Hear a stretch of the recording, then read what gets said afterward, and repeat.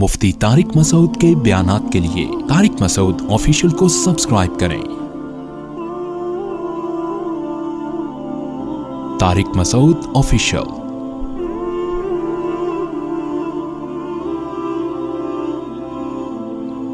آپ صلی اللہ علیہ وسلم نے فرمایا تم میں سب سے بہتر وہ ہے جس کے اخلاق اپنے اہل و عیال سے سب سے، حالانکہ آپ صلی اللہ علیہ وسلم سید الانبیاء ہیں، پرسنالٹی کیسی ہے۔ آپ صلی اللہ علیہ وسلم نے فرمایا نصرت بالرعب مسیرۃ شہر، اللہ نے میرا روب 1 مہینے کی مسافت پہ دشمن پہ ڈالا ہے۔ اتنا روب ہے نا کہ جب لوگ آپ صلی اللہ علیہ وسلم کی خدمت میں آتے تھے تو آپ کی آنکھوں سے آنکھیں ملا کے بات کرنا ان کے لیے آسان نہیں ہوتا تھا، روب تھا بہت زیادہ۔ حالانکہ اتنے میٹھے اخلاق مگر روب اللہ نے بہت دے دیا تھا۔ اسی وجہ سے آپ صلی اللہ علیہ وسلم نے، حدیث میں آتا ہے، امی عائشہ فرماتی ہیں کبھی اپنی کسی زوجہ پہ ہاتھ نہیں اٹھایا، نہ کبھی کسی پہ لان تان کی، نہ کبھی فحش الفاظ استعمال کیا آپ صلی اللہ علیہ وسلم نے۔ ما کان النبی فاحشا ولا متفحشا، نہ آپ بائی نیچر فحاشی کو پسند کرتے تھے اور نہ آپ کی زبان میں فحاشی تھی۔ آج بات بات پہ گالیاں، اتنی گندی گندی گالیاں، گالیوں سے بات شروع ہوتی ہے اور غصے میں بھی نہیں، مذاق میں کلچر بن چکا ہے گالیاں دینا۔ غصے میں بھی یہ برا عمل ہے لیکن مذاق میں تو اور زیادہ برا عمل ہے۔ تو آپ صلی اللہ علیہ وسلم نے کبھی کسی خادم پہ بھی ہاتھ نہیں اٹھایا۔ حدیث میں آتا ہے میدان جنگ کے علاوہ آپ نے کبھی کسی کو نہیں مارا۔ میدان جنگ میں تو لڑنا پڑتا ہے نا، وہاں اخلاق کا تقاضا ہے لڑو، کیونکہ اگر آپ وہاں نہیں لڑ رہے تو پھر یہ ساتھیوں کے ساتھ کیا ہے، ناانصافی ہے کہ ان کو تو میدان جنگ میں اتار دیا اور آپ خود لڑ نہیں رہے ہیں۔ تو اب یہاں لڑنا اخلاق عالیہ کا تقاضا تھا، تو یہاں آپ صلی اللہ علیہ وسلم کیا تھے؟ آپ سے زیادہ جنگ میں بہادر کوئی نہیں ہوتا تھا، پھر بہادری کے جوہر دکھاتے تھے، پھر شہ سوار تھے۔ تو جنگ میں تو بزدل ہے، گھر میں کیا بنا ہوا ہے؟ چنگیز خان آتا ہے، سارے کانپنا شروع کر دیتے ہیں، آ رہے ہیں ابا۔ تو نبی صلی اللہ علیہ وسلم نے کبھی ہاتھ نہیں اٹھایا۔ البتہ ایک بات ہے، قرآن نے ہاتھ اٹھانے کی بعض صورتوں میں اجازت دی ہے۔ وہ اس لیے اجازت دی ہے، بعض صورتوں میں کوئی ہاتھ، بیوی پہ ہاتھ اٹھانا کوئی پسندیدہ کام نہیں ہے، لیکن بعض صورتوں میں قرآن نے ہاتھ اٹھانے کی اجازت دی ہے، بشرطے کہ چہرے پہ نہ مارا جائے، جانوروں کی طرح نہ پیٹا جائے۔ وہ بعض صورتوں میں، بعض عورتوں کے لیے، بعض صورتوں میں، عمومی حکم نہیں ہے یہ، قرآن کا کوئی ترغیب نہیں ہے۔ وہ اس لیے دی ہے 2 وجہ سے، کہ ہر عورت امہات المومنین جیسی ہوتی بھی نہیں ہے، بعض بڑی شرارتی ہوتی ہیں، اور دوسرا ہر مرد کا اتنا روب نہیں ہوتا جتنا نبی صلی اللہ علیہ وسلم کا تھا۔ روب ہی نہیں ہے نا تو جب روب ہوتا ہے تو وہی ایک آواز پہ بیگم کام جاتی ہے، بولتے بھائی امیاں نے بولا چائے بنا دو، لے کر آنا پڑے گا، آواز ایسی ہے، وجاہت ایسی ہے۔ تو اب بعض دفعہ ایسا ہوتا ہے کہ وہ بیچارے کا روب ہی نہیں ہوتا۔ اب بیگم کما کے لا رہی ہے تو میاں کا روب ہوگا، بولے کہ چلو نکلو یہاں سے بوریا بسرو ڈال نکلے یہاں سے، تو وہ روب کہاں ہوگا؟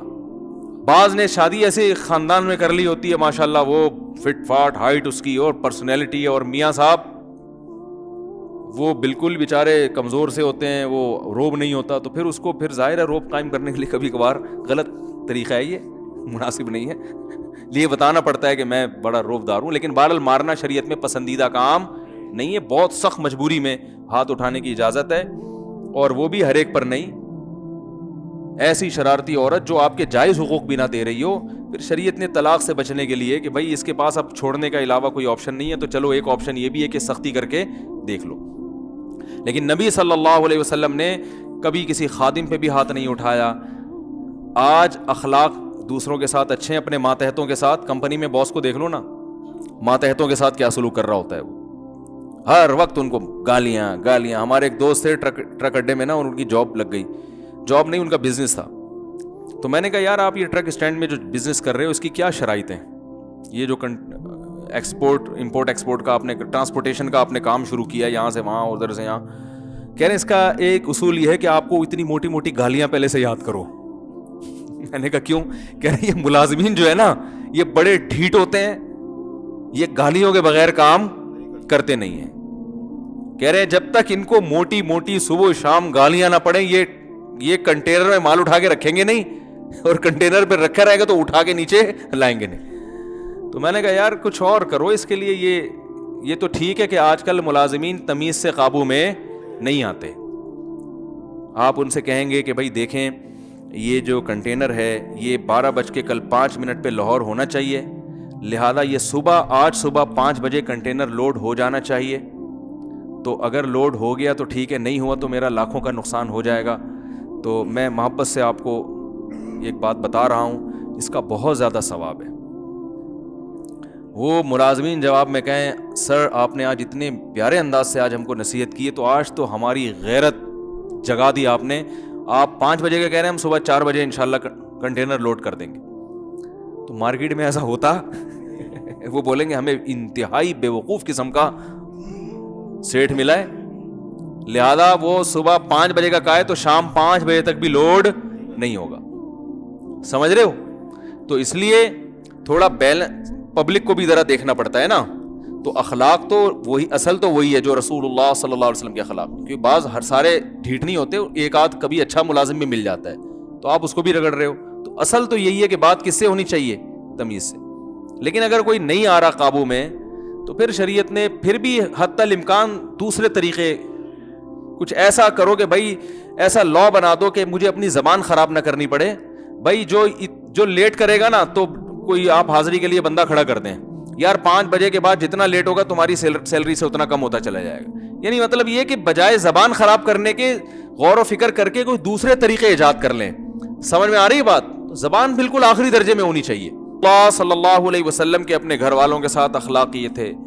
اور آپ صلی اللہ علیہ وسلم جب حضرت صفیہ رضی اللہ تعالی عنہا کو نا ایک دفعہ سواری پہ اونٹ پہ چڑھنا تھا تو مشکل ہو رہی تھی، آپ صلی اللہ علیہ وسلم نے اپنا پاؤں مبارک رکھا، حضرت صفیہ کو گویا سیڑھی بنا کے. جو ایک طرف سید الانبیاء ہیں، ساری کائنات کے سردار ہیں، کتنا بڑا مقام، مگر کیسا گھر میں نارمل زندگی گزار رہے ہیں، کیسا نارمل لوگوں کی طرح رہ رہے ہیں. امی عائشہ فرماتی ہیں آپ صلی اللہ علیہ وسلم جب گھر میں آتے تو ایسے ہی رہتے جیسے عام طور پہ لوگ رہا کرتے ہیں، گھر والوں کے کام میں ہاتھ بھی بٹاتے. اور ایک مرتبہ تو آپ صلی اللہ علیہ وسلم نے امی عائشہ کے ساتھ دوڑ لگائی ہے. اتنا میرا خیال ہے ظرف تو آج کل مارکیٹ میں بالکل ہی شارٹ ہے. دوڑ لگائی ہے، جنگ سے واپس آ رہے ہیں، سفر سے واپس، تو آپ نے صحابہ کو، تاکہ پردے کا بھی خیال ہو نا، بھائی بے پردگی بھی تو، یہ آپ کی بیوی مردوں کے درمیان دوڑ رہی ہے، یہ تو غیرت کے خلاف ہے نا. اتنے براڈ مائنڈیڈ بھی بننے کی ضرورت نہیں ہے. تو آپ صلی اللہ علیہ وسلم نے صحابہ کو آگے بھیجا، کوئی بھی نہیں دیکھنے والا، تو فرمایا دوڑ لگاؤ. امی عائشہ رضی اللہ تعالیٰ عنہ فرماتی ہیں میری عمر کم تھی، میرا جسم ہلکا تھا، میں دوڑ میں آگے نکل گئی، وہ جیت گئی. تو نبی صلی اللہ علیہ وسلم نے اس واقعے کو یاد رکھا. کئی سال گزرنے کے بعد ایک اور جگہ سے آپ سفر سے واپس آ رہے تھے تو آپ صلی اللہ علیہ، امی عائشہ فرماتی ہے میرا جسم کیا ہو گیا تھا؟ بھاری ہو گیا تھا. عمر بڑھتی ہے تو جسم بھاری ہو جاتا ہے. تو آپ نے فرمایا دوڑ لگاؤ. فرماتی ہیں کہ نبی صلی اللہ علیہ وسلم اس دوڑ میں جیت گئے، اور آپ نے فرمایا تل کا بتل کا، یہ پہلی دفعہ جو دوڑ ہوئی تھی نا اس کا جواب ہے یہ. صحیح ہے نا؟ کیسی بے تکلفی ہے بھائی. آپ کہہ سکتے ہیں کہ امی عائشہ کی عمر بہت کم تھی تو اس لیے ان سے اتنی محبت، تو دوسری ازواج تو عمر میں زیادہ تھیں، تو بھائی زیادہ عمر والی کے ساتھ دیکھ لو حضرت خدیجہ رضی اللہ تعالی عنہ، وہ تو آپ سے عمر میں 15 سال بڑی تھیں. عمر میں کتنی بڑی تھیں؟ 15 سال، اور 2 دفعہ بیوہ ہو چکی ہیں. ان سے جب آپ نے نکاح کیا تو آپ کی عمر تھی 25 سال. ان سے اتنی محبت کہ امی عائشہ فرماتی ہیں کہ مجھے کسی بیوی پہ ایسی غیرت نہیں آتی تھی جتنی حضرت خدیجہ پہ آتی تھی. ان کا تذکرہ ایسی محبت سے کرتے کہ مجھے لگتا کہ اگر میری کوئی حقیقت میں سوکن ہے تو وہ خدیجہ ہیں. غیرت آتی ہے نا عورت کو، بھئی اس کے سامنے سوکن کی تعریف کرو، تو جو غیرت مند عورت ہوگی اس کو تو وہ چاہتی ہے کہ میرے میاں سب سے زیادہ محبت مجھ سے کرے نا. تو فرماتی ہے کہ میں نے ایک دن نبی صلی اللہ علیہ وسلم سے کہا یا رسول اللہ وہ سرخ جبڑوں والی بوڑھی عورت کو آپ اتنا یاد کرتے ہو، اللہ نے آپ کو اس سے زیادہ اچھی عورتیں دے دی ہیں. آپ صلی اللہ علیہ وسلم غضبناک ہو گئے کہ کیسے، یعنی سرخ جبڑوں والی بوڑھی عورت، یہ کیوں کہا ان کو؟ تو آپ صلی اللہ علیہ وسلم نے پھر امی خدیجہ کی تعریفیں کرنا شروع کر دی کہ میری قوم نے جب مجھے جھٹلایا تو حضرت خدیجہ نے میرا ساتھ دیا. بیوی تو اکثر ایسے موقع پہ ساتھ چھوڑ دیتی ہے جب لوگ تنہا چھوڑ دیں آپ کو، لیکن اس نے میرا ساتھ دیا. سب سے پہلے ایمان لانے والی کون ہے؟ حضرت خدیجہ، کیونکہ وہ آپ کے کردار کو سب سے زیادہ جانتی تھیں. سب سے پہلے وہ ایمان لا رہی ہیں اور آپ صلی اللہ علیہ وسلم کو تسلی دے رہی ہیں اور آپ صلی اللہ علیہ وسلم کے بارے میں قرآن کہہ رہا ہے ووجدک عائلا، کہ نبی آپ غریب تھے، مسکین تھے، آپ کے پاس پیسہ نہیں تھا، فاغنا، اللہ نے آپ کو پیسہ دے دیا، دولت دے دی، غنی کر دیا۔ وہ کیسے کیا؟ حضرت خدیجہ رضی اللہ تعالیٰ عنہ نے آپ صلی اللہ علیہ وسلم کو پیسہ دیا تجارت میں لگانے کے لیے۔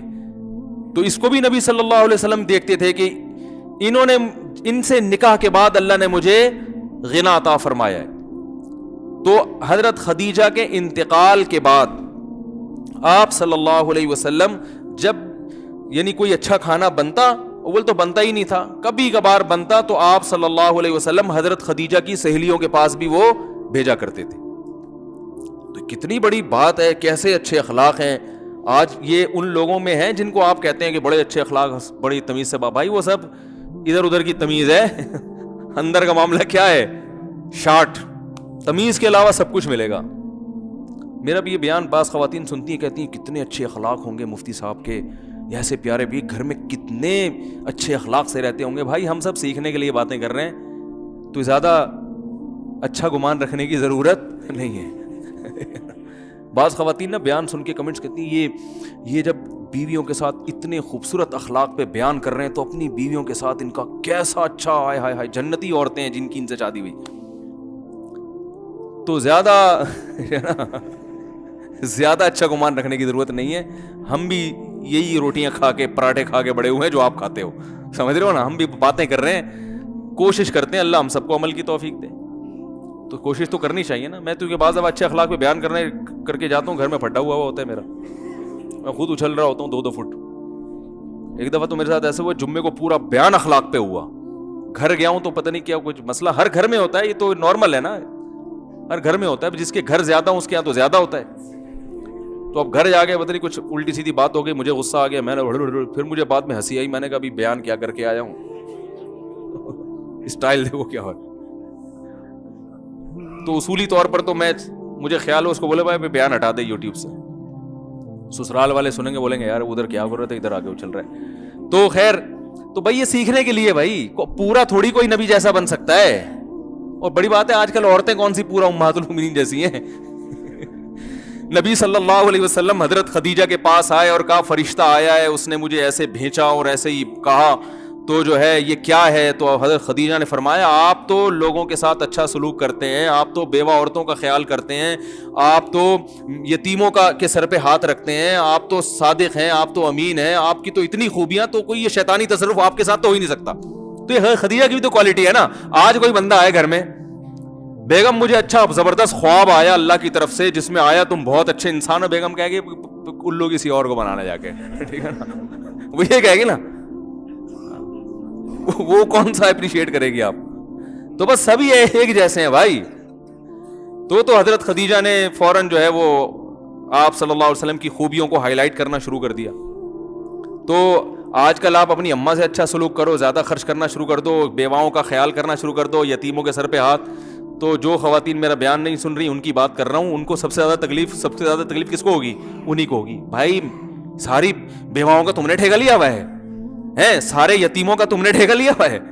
میرے بھائی جب گھر میں آتے تو ان کو تو نہ چائے کا پوچھا نہ سموسے کا پوچھا ہے۔ اس دن میرے ابا آئے تھے اور آپ شارٹ ہو گئے تھے مارکیٹ سے، ہیں یتیموں کے سر پہ ہاتھ رکھے جا رہے ہیں، ڈرامے پتہ ہے۔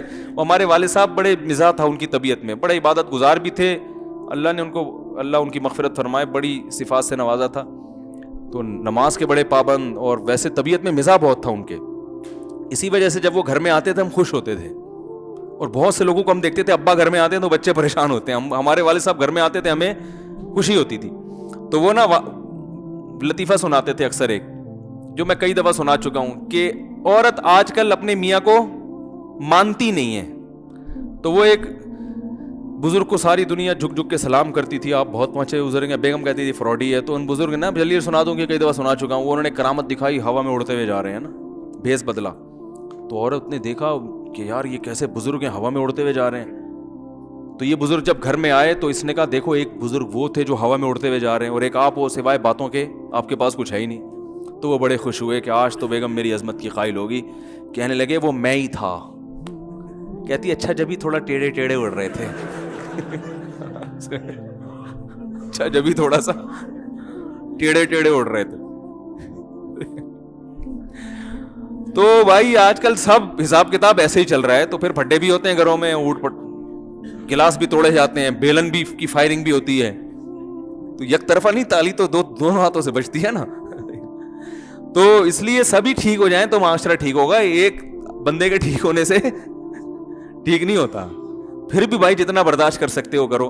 تو آپ صلی اللہ علیہ وسلم گھر میں جب جاتے تو گھر والوں کے کاموں میں ہاتھ بٹاتے. حضرت خدیجہ کے ساتھ کیسا, اور یہ بھی دیکھو کہ نبی صلی اللہ علیہ وسلم سفر میں پہلے بھی گئے تو دوڑ لگائی, دوبارہ بھی. اس سے بھی پتہ چلتا ہے کہ سفر میں بھی اپنی ازواج کو لے کے جایا کرتے تھے. تو اگر اللہ نے کسی کو مالی وسعت دی ہے, گنجائش ہی نہیں ہے, تو پھر ایک الگ بات ہے. تو گھر والوں کو بھی سفر میں ساتھ, بیوی کو ساتھ رکھنا چاہیے سفر میں. دیکھو میں قرآن کی اکثر ایک آیت پڑھتا ہوں, اللہ تعالیٰ نے قیامت کی ہولناکیوں کا جو تذکرہ کیا ہے نا, یوم یفر المرء من اخیہ, فرمایا یہ وہ دن ہوگا جس دن انسان اپنے بھائی سے دور بھاگے گا. یوم یفر المرء من اخیہ وامہ وابیہ, اپنی ماں سے دور بھاگے گا, اپنے باپ سے دور بھاگے گا, وصاحبتہ, اپنی بیوی سے دور بھاگے گا.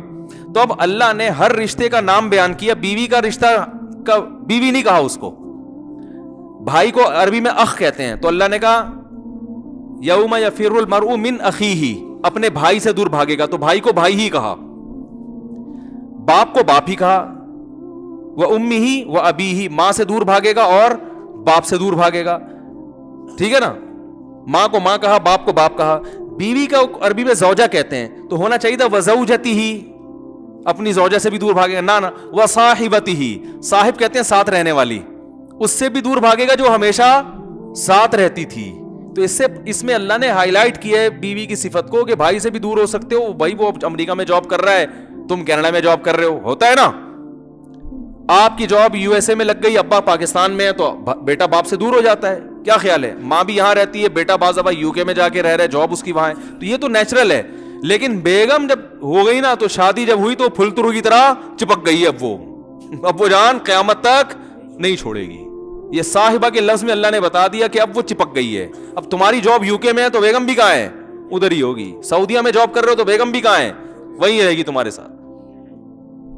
رکشے میں جا رہے ہو تو وہ بھی اسی رکشے میں جائے گی تمہارے ساتھ. جہاز میں جا رہے ہو تو اسی جہاز میں جائے گی تمہارے ساتھ. ٹرین میں جا رہے ہو تو اسی ٹرین میں جائے گی. تو یہ صاحبہ کے لفظ میں, صاحبہ عربی میں صاحب اور صاحب کہتے ہیں ساتھ رہنے والا, اور صاحبہ ساتھ رہنے والی. تو اللہ نے زوجہ کے لفظ کی جہاں بات آئی تو ساتھ رہنے والی سے بھی دور بھاگے گا. یعنی ایسی ہولناکیاں ہوں گی کہ جس کے ساتھ دنیا میں ہمیشہ رہا کرتا تھا. لندن جاتا تھا تو اس کو ساتھ لے کے جاتا تھا, انڈا موڑ آتا تھا تو ساتھ لے کے آتا تھا, مفتی صاحب کا بیان سننے آتا تو بیگم کو ساتھ لے کے آتا, صحیح ہے نا. کہیں ہوٹلنگ کرنے جاتا تو بیگم کو ساتھ لے کے جاتا. تو ہر جگہ پھلترو کی طرح اللہ نے اس کو کیا کر دیا ہے. یہ پھلترو کا میں جان کر استعمال کر رہا ہوں کیونکہ لوگ ٹینشن سمجھتے ہیں نا کہ یار یہ کیا پھلترو کی طرح چپک گئی ہے, لوگ کہتے ہیں نا. تو بھائی یہ اللہ نے چپکایا پھلترو کی طرح. پھلترو پتہ ہے کسے کہتے ہیں؟ ارے بھائی بعض دفعہ کوئی ایسا جھنجھنا یا دھاگا واگا ہوتا ہے, آپ کی قمیض سے اٹک جاتا ہے وہ, تو آپ جہاں جہاں جا رہے ہیں وہ بھی اس کو پھلترو کہتے ہیں نا. کوئی بھی چیز اٹک گئی تو آپ چاہتے نہیں ہو اپنے ساتھ لے جانا, لیکن وہ چپک گیا ہوتا ہے تو وہ آپ کے ساتھ ساتھ چل رہا ہوتا ہے. تو بیگم کو ساتھ آپ اگرچہ لے جانا نہیں چاہتے, لیکن اللہ نے آپ کو اس کو پھلترو کی طرح آپ کے ساتھ کیا کر دیا ہے. اب اللہ کہہ رہے ہیں جہاں جاؤ گے پھلترو کی طرح یہ چپکی رہے گی تمہارے ساتھ. تو اس میں یہ بھی پتہ چلتا ہے. تو نبی صلی اللہ علیہ وسلم سفر میں جا رہے ہیں تو واپسی پہ یعنی دوڑ جو ہو رہی ہے, تو اس کا مطلب امی عائشہ بھی ساتھ گئی ہیں. قرآن اندازی کرتے تھے آپ صلی اللہ علیہ وسلم کہ اس دفعہ کس کو لے کے جانا ہے. تو آج کل لوگ یہ کام بھی نہیں کرتے. اگر اللہ نے نہیں گنجائش ہے تو پھر لے جاؤ گے تو پھر کھاؤ گے کہاں سے. بعض دفعہ یہ بھی ہوتا ہے, بھائی بیگم میں یو کے سے ہو کے آ جاؤں, ٹھیک ہے نا, میرا بزنس ہے, تمہیں بھی لے گیا تو بزنس گیا, جتنے پروفٹ ہے وہ سارا ٹکٹ میں نکل جائے گا. پھر ایسی خواتین کو ضد نہیں کرنی چاہیے. یہ کیوں نہیں لے کے جا رہے بھائی, پہلے بزنس کا دیکھنا ہے, پہلے گھر میں آٹا راشن کا انتظام کرنا ہے, اس کے بعد یہ اگلے درجے کا کام ہے. یہ